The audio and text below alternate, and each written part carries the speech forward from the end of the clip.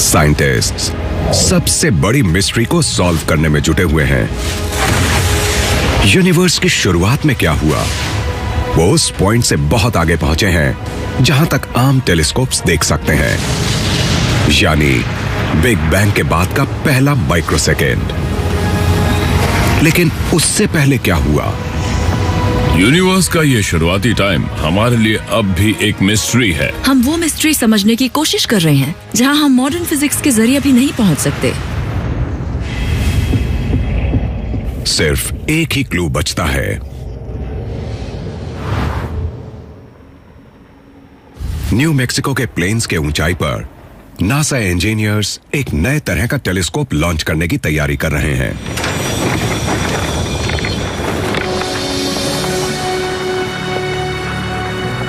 अगर यह कामयाब हुआ तो इस एक्सपेरिमेंट से साइंटिस्ट्स आखिरकार यूनिवर्स के शुरुआती पल की छानबीन कर सकते हैं, यानी एक सेकंड के ट्रिलियंथ के पहला ट्रिलियंथ हिस्सा।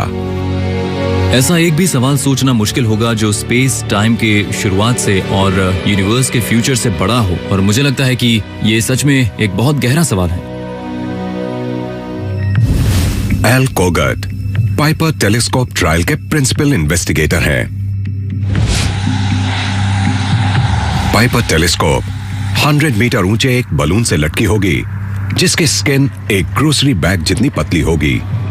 वो 37 किलोमीटर ऊपर जाएगा, अर्थ के एटमॉस्फेयर के छोर के नजदीक। यहां वो हमारे यूनिवर्स की हमारे पास मौजूद सबसे पुरानी इमेज में नया डिटेल ढूंढेगा।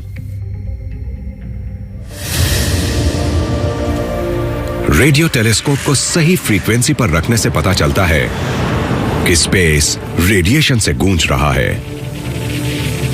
साइंटिस्ट्स को पता होने वाले सारे एनर्जी सोर्सेस जैसे स्टार्स, गैलेक्सीज और डस्ट को हटाने पर एक विशाल एनर्जी ब्लास्ट की फीकी चमक वहां बचती है, जो पहले एटम्स बनने पर रिलीज हुई थी।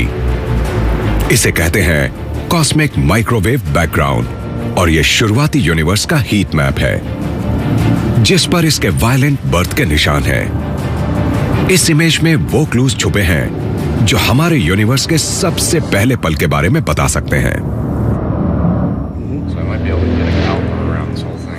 पाइपर टेलीस्कोप इन्फ्लेशन नाम के एक प्रोसेस के निशानों को ढूंढ रहा है जो माइक्रोवेव बैकग्राउंड पिक्चर में छुपे हैं। इन्फ्लेशन साइंस का सबसे बढ़िया एक्सप्लेनेशन है कि हमारा कॉस्मोस कैसे बना।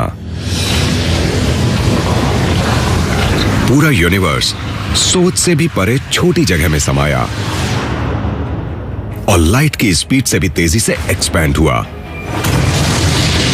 किसी के पास इसका पक्का सबूत नहीं है कि ऐसा हो सकता था, बस ये अंदाजा है। क्या हम असल में सब कुछ फिट कर सकते हैं? सारे स्टार्स, गैलेक्सीज, क्या वो सब कुछ एक प्रोटॉन जैसी छोटी चीज में फिट हो सकता है? अगर ऐसा होता है तो पाइपर को उसके सटल सिग्नेचर्स दिखेंगे। इन्फ्लेशन ढूंढने के लिए पाइपर इस तरह से पैटर्न देखेगा जिस तरह cosmic microwave background energy release की गई है। अगर आप वो देख पाते हैं जो ये इंस्ट्रूमेंट देख सकता है, तो आप अगर स्काई को देखेंगे तो वो आपको काफी हद तक वैन गो पेंटिंग जैसा लगेगा। टेलीस्कोप एक खास तरह के स्पाइरल को खोज रहा है जो और ब्राइट सर्कल्स और लाइंस में छुपा है। उसे ढूंढने से पता चलेगा कि बिग बैंग के दौरान असल में क्या हुआ था।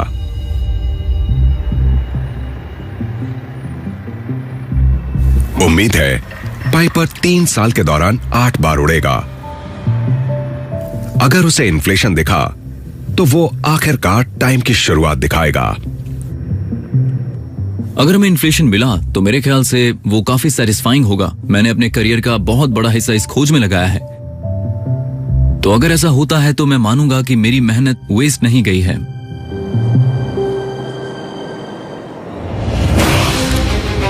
तो साइंस अब टाइम रिवाइंड कर सकता है, हमारे कॉस्मोस को उतने नजदीक रिट्रेस कर रहा है जितना आज बिग बैंग के नजदीक पहुंचा जा सकता है। गैलेक्सीज और स्टार्स यूनिवर्स में 13.6 बिलियन ईयर्स से हैं।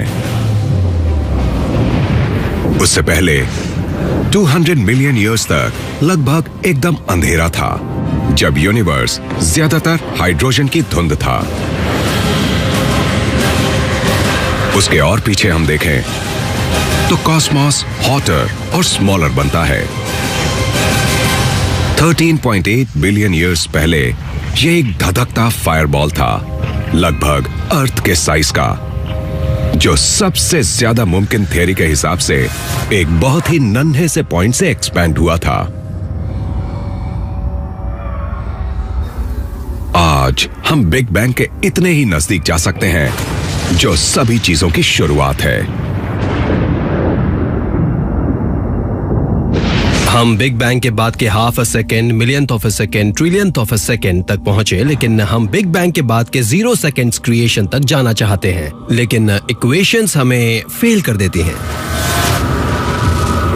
टाइम इक्वल 0 पर क्या हुआ था वो जानने के लिए हमें यह समझ होनी चाहिए कि बिग बैंग से पहले क्या था, मतलब जब टाइम 0 से कम रहा होगा। आज का कोई एक्सपेरिमेंट हमें ठीक बिग बैंग तक पीछे नहीं ले जा सकता। इसलिए साइंटिस्ट्स जवाब ढूंढने के लिए बिग बैंग से पहले के बारे में सोच रहे हैं। हम ये नहीं सोचते कि यूनिवर्स बगैर किसी चीज के पैदा हुआ। हमें लगता है जरूर किसी चीज ने यूनिवर्स का एक्सपेंशन शुरू किया होगा, लेकिन टाइम की शुरुआत से पहले के बारे में हम क्या कह सकते हैं? हम बात कर रहे हैं डायमेंशंस की, अलग टाइम्स की, अलग स्पेसेस की, जो ह्यूमन ब्रेन नॉर्मली समझ ही नहीं सकता। बिग बैंग से पहले कुछ नहीं है, बिग बैंग से ही टाइम शुरू होता है, इसलिए हम पहले के बारे में बात नहीं कर सकते, वो बेकार का कॉन्सेप्ट है। दूसरी तरफ हमें नहीं पता कि वैसा कोई केस है। ऐसा हो सकता था कि इसके बजाय हमारा यूनिवर्स, हमारा बिग बैंग शायद प्री एग्जिस्टिंग यूनिवर्स में एक इंटरेस्टिंग इवेंट रहा होगा, और उस बड़े कैनवस में शायद हमारे बिग बैंग के होने से पहले दूसरी चीजें आई और गई होंगी। क्या एक यूनिवर्स के अंत में अगले की शुरुआत का क्लू हो सकता है? क्योंकि हमारा यूनिवर्स लगातार एक्सपैंड होता रहता है।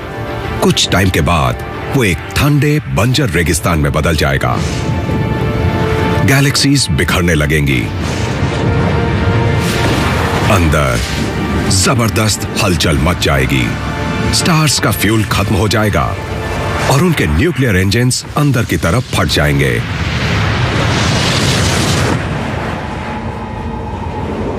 जब ठंडे पड़ रहे यूनिवर्स में से लाइट खत्म हो जाएगी तो आखिरी सर्वाइवर्स ब्लैक होल्स भी गायब हो जाएंगे और फिर पूरा कॉस्मॉस और कुछ नहीं बल्कि टाइनी पार्टिकल्स का एक डेड स्पार्स सूप बन जाएगा।